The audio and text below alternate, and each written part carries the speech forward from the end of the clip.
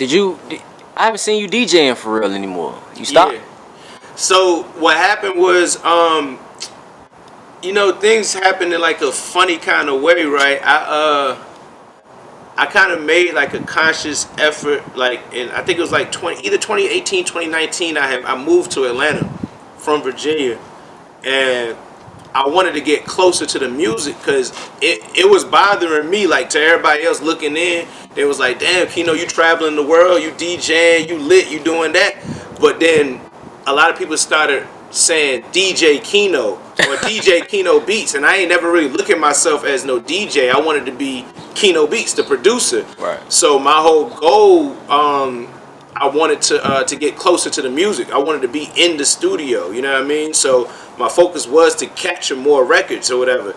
So then I moved to Atlanta. I started getting in the studio more, and then I actually had an Australian tour. I had an 8-day, an 8 show. It was like 14-day Australian tour booked. Like, it was the Kino Beats Australian tour. I was gonna go to Australia, and literally the tour was set for April, and COVID started in March.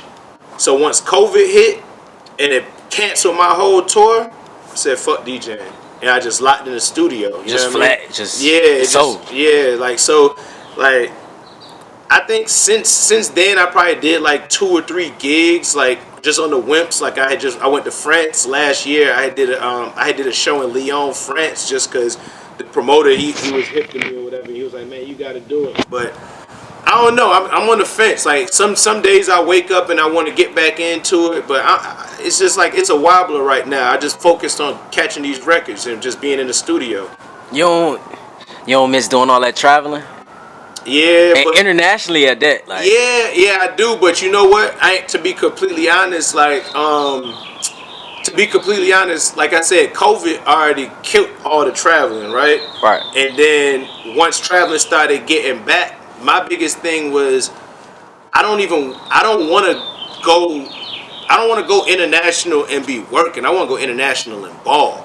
You know what I'm saying? So that was my whole vision. So even like was it last September, I went to Paris, and it felt good to go to Paris. Like, I'm not coming out here to do no DJ set. I'm coming out here, it's my birthday. I want to buy what I want. I want to eat what I want. I want to be on my own time schedule and not worry about nothing. You know what I mean? So that was my whole goal. It's like I already been to every country. I done did everything already. Now I want to be able to come out here and ball. Like, do it and have a fun time. Like, not just be out here working. You know what I mean? Now, we talked last time, in our first interview, and you was already having fans that already knew you and loved you. Right. So now, what about the fans that's out there? It's all love. I still stay in touch with. I still stay connected. I stay connected with everybody that I locked in with out there. And then not only that, I feel like it's one of them things where somebody tell you, like, I'm doing this for you. You might not be able to see it now, but I'm doing it for you in the end. Because I had so many fans that was rocking with me out there, but they were only stuck on like 1 or 2 songs. Like, "Oh, you did this. Oh yeah, you turned us up in the club. Oh, Kino Beats, Kino Beats." And y'all knew of me, but when it came to like, "Yo, so what of my music do you like?" They ain't really know. So I'm like, nah, I gotta really hone this shit. You know what I mean? I really gotta lock in so that when I do get back in that bag, now I'm playing a whole set of my records. You know what I'm saying?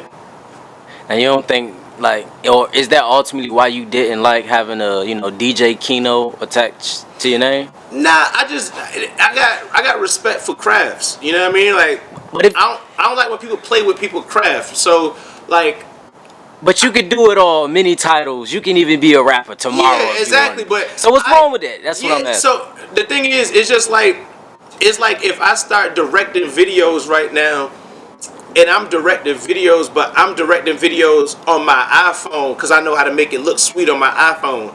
I'm not gonna feel. It's just me personally. I'm not gonna feel comfortable with folks calling me Kino the director. Because what about the dude that's been doing that since he was 7 years old, and he been on his Final Cut Pro and his Premiere, Right. and he been studying this. He did his 10,000 hours. You know what I'm saying? Right. Like, I came in the game when DJing was a little bit more simpler format. You know, I had the board. I could just press the, you know what I mean, whatever on the board. So I didn't feel comfortable with saying DJ Kino when I know you got Buddy and them over there that's been scratching and carrying crates and actually putting in the work to DJ. You feel what I'm saying?